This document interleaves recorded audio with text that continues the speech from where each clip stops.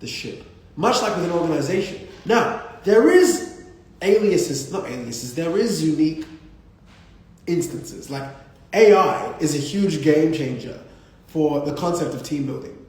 But I'd argue that 100 people that are hyper skilled in AI are going to be far more skilled than one person with AI by themselves. And again, this is just generally speaking, right? Because skills compound as well. It's like when you start closing deals, initially it's like you close one deal, then you close two, then you close three, then you close four.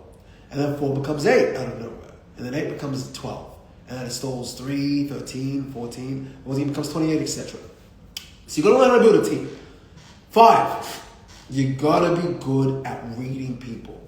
One thing I can tell you that's helping me get out of the swamp is my ability to read people, I think, is compounding at such a fast rate. I don't even know what brings me joy, because there's a saying, ignorance is bliss. And the more you know, the more you realize you don't know. And you also get a bit robotic.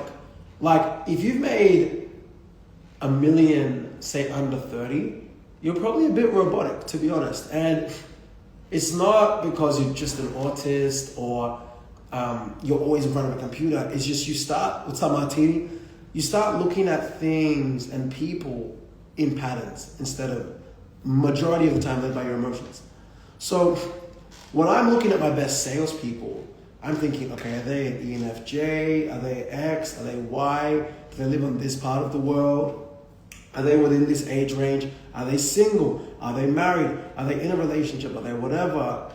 And things like that really color my perception of them in a positive way. But it also makes me cluster them. And that's what happens when you really understand psychology.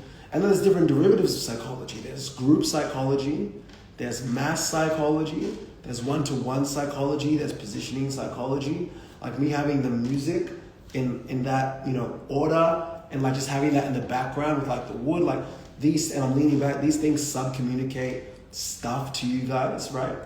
What up, G? Not much, man, just knocking out this live and sharing the 10 things that can help people make their first million. I hope you're well, bro. I haven't seen you in a minute. So what are the other data? So yeah, you need to read and understand psychology. And the more you understand it, the more it can excite you. But also I think the more it can kind of jade you.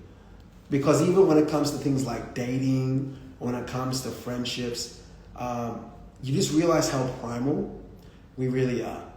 And how much primal desire overrides most people's decision making day to day. And if you can resist a lot of these primal impulses, you can at least understand them, intellectualize them, and then make decisions, and you can proceed. It gets very exciting and you can move very quickly in the world. But it also can be quite awakening, right? The topic is the 10 things that I learned to make $1 million a year, or the 10 things you can learn to make your first million. So yeah, psychology. The 6th thing,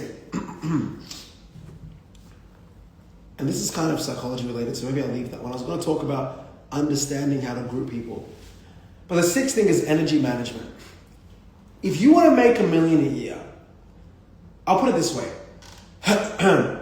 When I look at between the ages of 17, 18 to 22, it took me so much energy to get to 6 figures a year. It took me so much energy, so much just raw volume. But to get to 7 figures, it didn't only take energy, but it also took a lot of energy management. I'll give you an example. Not too long ago, I had 2 people in my leadership level in my organization having a big argument. And it lasted nearly a whole week. And I'm talking like it took me 12 hours of a whole week